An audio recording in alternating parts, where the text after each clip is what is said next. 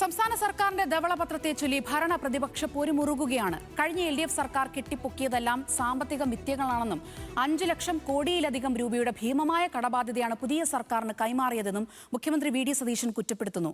എന്നാൽ ധനകാര്യ വകുപ്പിനെ ഇരുട്ടിൽ നിർത്തി തയ്യാറാക്കിയ വെറും പൊളിറ്റിക്കൽ ഡോക്യുമെന്റ് മാത്രമാണ് ഈ ധവളപത്രമെന്നാണ് പ്രതിപക്ഷത്തിന്റെ തിരിച്ചടി. ഈ സാഹചര്യത്തിൽ പൊതുജനങ്ങൾക്ക് എന്താണ് പറയാനുള്ളതെന്ന് നോക്കാം.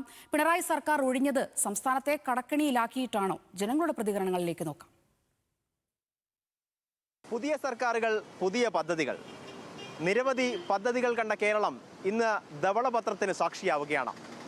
5.7 ലക്ഷം കോടിയുടെ കടബാധ്യത കേരളത്തിനുണ്ടെന്നാണ് പുതിയ സർക്കാർ പറയുന്നത്. യഥാർത്ഥത്തിൽ കഴിഞ്ഞ 10 വർഷം ഭരിച്ച പിണറായി വിജയൻ സർക്കാർ കേരളത്തെ അക്ഷരാർത്ഥത്തിൽ കടക്കെണിയിലാക്കിയോ? ജനങ്ങൾ പറയട്ടെ. അല്ലല്ല, ഒരിക്കലും അല്ല. കഴിഞ്ഞ പ്രാവശ്യം ഇടതുപക്ഷ സർക്കാർ സർപ്ലസ് ആക്കിയിട്ടാണ് പോയത്, മെച്ചാക്കിയിട്ടാണ് പോയത്.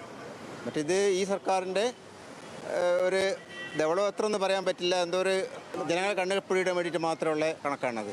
എന്തായിരുന്നാലും ഈ സർക്കാരിൻ്റെ വാഗ്ദാനങ്ങൾ വെറും ഒരു വാഗ്ദാനമായിട്ടാണ് നമുക്ക് ഈ ഒരു സമയത്തിനുള്ളിൽ തന്നെ മനസ്സിലാവുന്നത്. കാരണം പല വാഗ്ദാനങ്ങളും പാലിക്കാൻ കഴിയുന്നില്ല അവർക്ക്. പിന്നെ സാമ്പത്തിക രംഗത്ത് കഴിഞ്ഞ സർക്കാരുകൾ വളരെ ഭദ്രമായിട്ട് തന്നെയാണ് ഇറങ്ങിപ്പോയത്. അത് അതിൻ്റെ കണക്കുകൾ തന്നെ പറയുന്നുണ്ടല്ലോ. ഇനിയിപ്പോൾ ഇളവ് ചെയ്യേണ്ടി വരും. കാരണം നിങ്ങൾക്കറിയാം, ഇൻഷുറൻസ് മേഖലയിൽ 25 ലക്ഷത്തിന് ഇൻഷുറൻസ് ഏർപ്പെടുത്തുകയെന്ന് പറഞ്ഞാൽ ഇൻഷുറൻസ് കമ്പനികൾക്ക് വേണ്ടിയിട്ട് വിടുപണി ചെയ്യാം.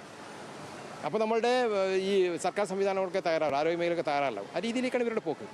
കേരള സർക്കാർ ഇവിടെ ആകെയുള്ളൊരു വരുമാന മാർഗം ലോട്ടറിയും മദ്യവും മാത്രമേ ഉള്ളൂ. ഒരു വ്യവസായം ഇവിടെ കേരളത്തിലില്ല. ഇവിടെയുള്ള ചെറുപ്പക്കാർ മുഴുവൻ പഠിച്ചിട്ട് അന്യനാടുകളിലേക്ക് പോവാണ്. ഒരു വ്യവസായം ഇവിടെ ഇല്ല. അതെന്തുകൊണ്ടാണ്? ഒരു സർക്കാരാകുമ്പോൾ ഇവിടെയുള്ള തൊഴിലില്ലായ്മ പരിഹരിക്കണം, അങ്ങനെയുള്ള കാര്യങ്ങൾ, ജനങ്ങളെ ദുരിതങ്ങൾ അകറ്റണ്ടേ? അതിവിടെ നടക്കണില്ല. ഇപ്പോൾ ഇതെങ്ങനെയാണ് ഇത് പറഞ്ഞതെന്നുള്ള അറിയില്ല. കഴിഞ്ഞ ധനകാര്യമന്ത്രി പറഞ്ഞത് കടമില്ല എന്നുള്ളതാണ്. 4000 കോടി രൂപ കേരള ബഡ്ജറ്റിൽ പിന്നെ നമ്മുടെ ഉണ്ട് എന്നാണ് പറഞ്ഞത്. അപ്പോൾ ഞാനത് വിശ്വസിക്കാനായി ഇഷ്ടപ്പെടുന്നു. കഴിഞ്ഞ ധനമന്ത്രി തന്നെ കൃത്യമായിട്ട് പറഞ്ഞിട്ടുണ്ട്. കാരണം നമുക്കതിൻ്റെ അകത്ത് പിന്നെ 6000 കോടിയോളം രൂപ അതിൻ്റെ അകത്ത് ബാലൻസ് വെച്ചിട്ടാണ് കഴിഞ്ഞ സർക്കാർ പോന്നിട്ടുള്ളത്.